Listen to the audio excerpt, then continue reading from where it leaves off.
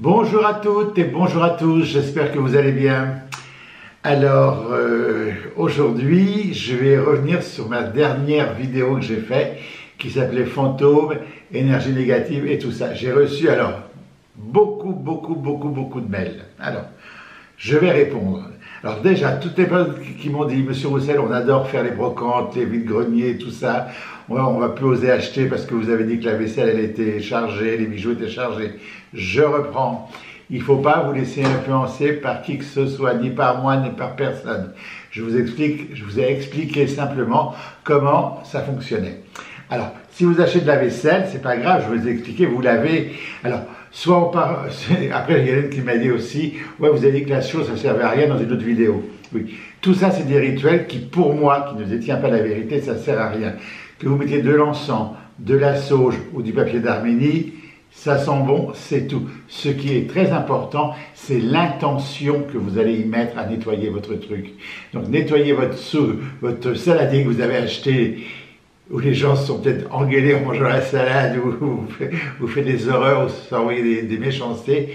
Vous le prenez, vous le lavez au pec citron, un truc de votre vaisselle, et après, soit vous pouvez brûler du papier d'armée autour, ou de l'encens, ou de la sauge, si ça vous fait plaisir.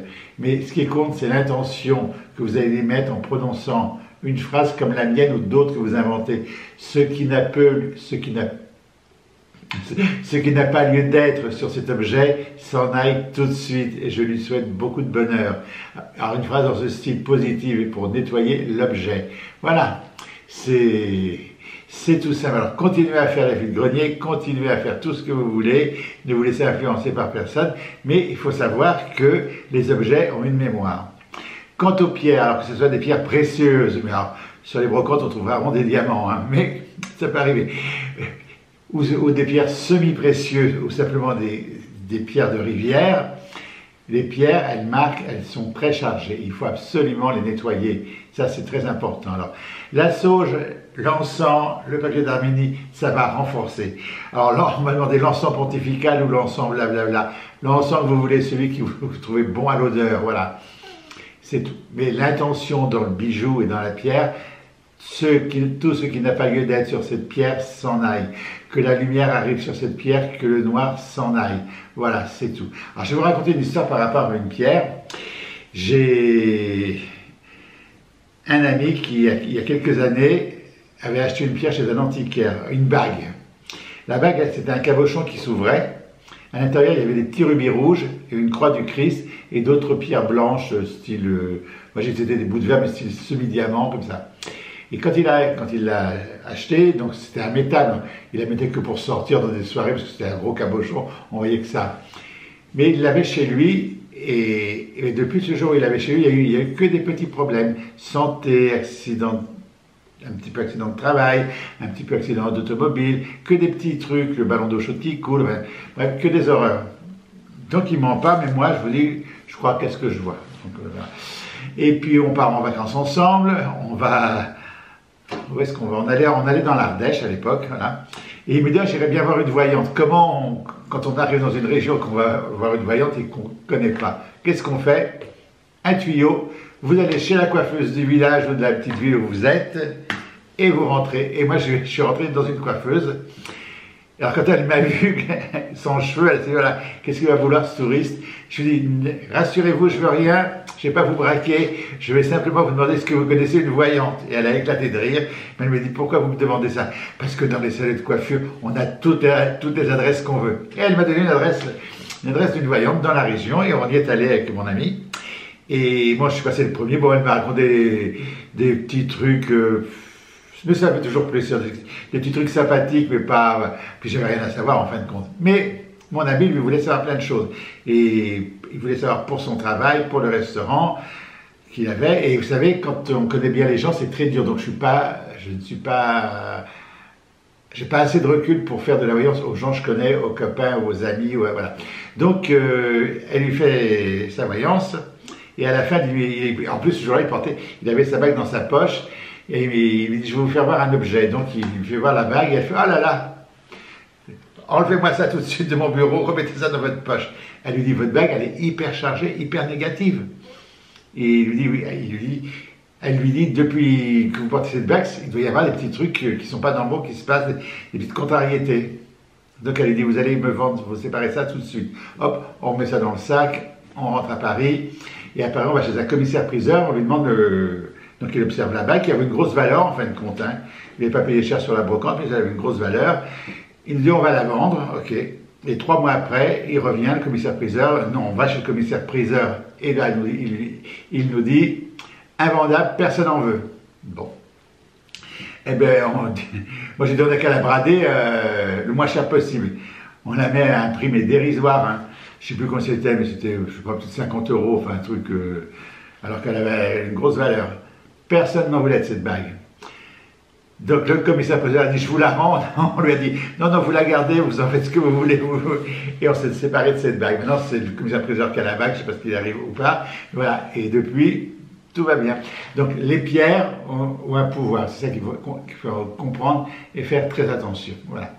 Donc tous ceux qui m'ont écrit pour les brocantes, les vides-greniers d'été et tout, allez-y, allez-y, faites-vous plaisir. Mais sachez qu'il faut un peu nettoyer les objets qui ont un passé, qui ont un vécu, qui ont... Il y a des gens qui ont eu des beaux vécus aussi, on n'achète pas que des drames non plus, hein, voilà, donc il faut nettoyer, il faut que ça soit neutre et que ça vous appartienne à vous, voilà.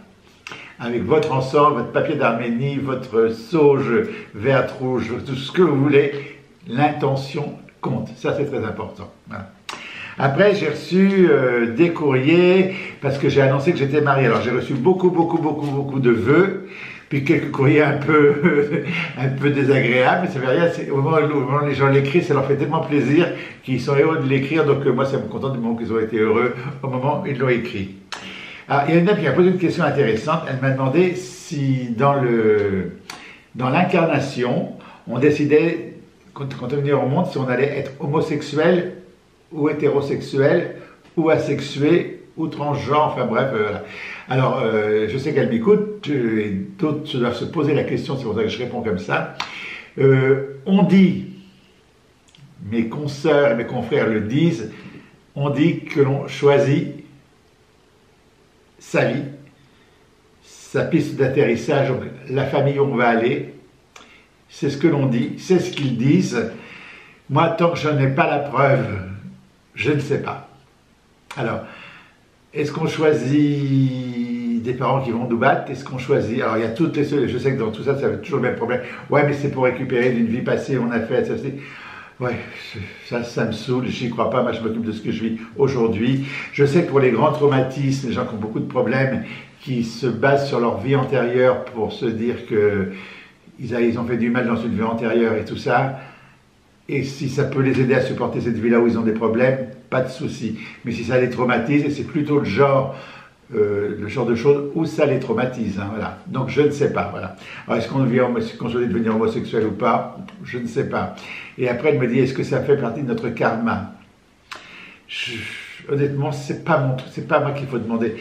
Allez voir tous mes collègues, vous allez voir, ils vont vous faire une réponse, ils vont être très contents de vous répondre d'ailleurs, et vous aurez plusieurs réponses qui convergent vers la même idée avec des mots différents, des trucs différents, mais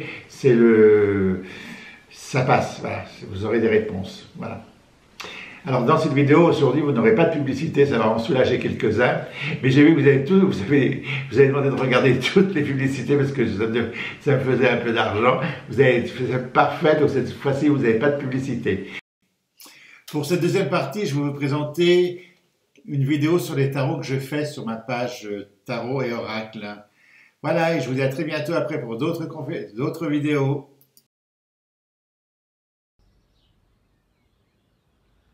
Bonjour à tous, bonjour à toutes. Ah, je fais des essais avec un nouveau caméraman, donc c'est un peu compliqué. Mais au moins, c'est naturel, voilà. Aujourd'hui, je vous présente, enfin, vous devez le connaître, hein, le tarot persan de Madame Indira. Alors, Madame Indira, dans ma jeunesse, hein, j'ai eu la chance de voyager avec elle dans un avion et on a papoté pendant environ une demi-heure. Elle m'a accordé de son temps pendant une demi-heure et elle m'avait fait connaître son tarot. Voilà. Alors, le tarot persan de Madame Indira. Alors, la boîte, pareil, hein, à l'époque, les coffrets. Maintenant, les coffrets, ça a fait des programmes. À l'époque, c'était des boîtes toutes simples, fragiles, donc quand on les ouvre plusieurs fois. Puis quand on est comme moi, pas très délicat, voilà. Avec un dos très joli. vert, des étoiles, l'espérance, l'or, un dos très joli, voilà. Mais quand on le retourne, on part en Orient. Regardez ça. La dame de trèfle. Les couleurs, elles brillent, elles chantent. La main de Fatma, magique. La fossile.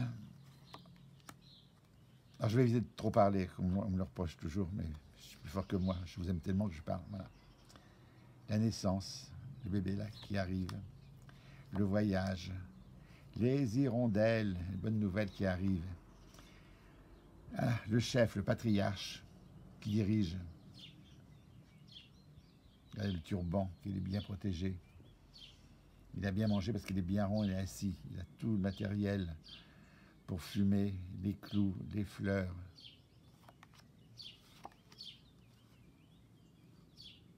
Tout le monde le connaît, ce palais généralement. Hein, voilà. Les chouettes. Alors moi, je les aime pas trop, ces chouettes. Mais il paraît que ça porte bonheur, ou il y en a qui disent du malheur, on ne sait pas trop. Le pan. Le pan qui apporte des nouvelles malheureuses ou bonnes nouvelles selon le tirage que l'on fait. Alors, au début, je ne l'aimais pas, après je l'ai aimé, après je l'ai détesté, et à nouveau, je l'aime. Voilà. Donc, on part en Orient, c'est magnifique. Hein. Le cavalier qui va chercher sa belle, il va se battre pour l'obtenir. Et la belle est là, et le cavalier est à ses pieds. Et il est prêt à tout pour la prendre. Alors, il la prend. D'abord, il y va. Il la trouve, il la prend. Et après, il va l'emmener sur son cheval. Là, on vient de demander pardon à la patronne. On est en état de grâce, on demande pardon, on demande des dons, on demande des ressources. Et le cavalier, une fois qu'il a eu sa belle, ben ça va plus trop dans le ménage. Hein. Donc, on réfléchit. Allons-nous nous séparer? Je vous fais ça un petit peu à l'arrache, mais j'explique, je suis amateur. Hein. Faut pas être prise de tête. Mais je trouve que c'est très, très, très beau.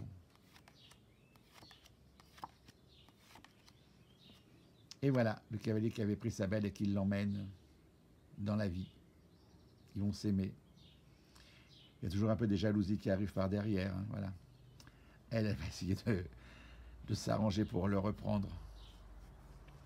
Bon voilà, je vous ai fait ça un peu à l'arrache, c'est pas vraiment sérieux ce que je vous ai dit, mais c'est un tarot magnifique, et quand on le connaît, voilà, c'est magnifique, les couleurs sont magnifiques. Alors, un petit tirage, hop, un tirage fermé, comme ils disent, avec une réponse par oui ou par non. Chomérac 2024, j'ai un projet que j'ai encore dit à personne, est-ce que c'est bien que je le fasse? Et voilà. Donc c'est bien, maintenant j'ai plus qu'à le mettre en place. Oui, parce que je vais faire une conférence, mais je vais la faire différente de d'habitude. Parce que d'habitude, vous nous écoutez, vous participez, mais là j'ai un petit truc qui devrait vous faire plaisir. Donc c'est bien. Mais comme je suis pas sûr de moi, je repose la question, est-ce que c'est vraiment bien? Ben, avec le bâton, ça va être compliqué à mettre en place. Il va y avoir des obstacles.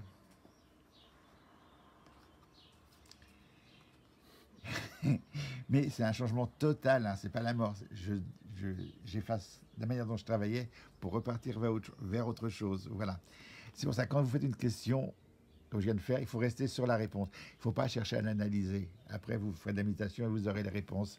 Voilà, merci, à très bientôt.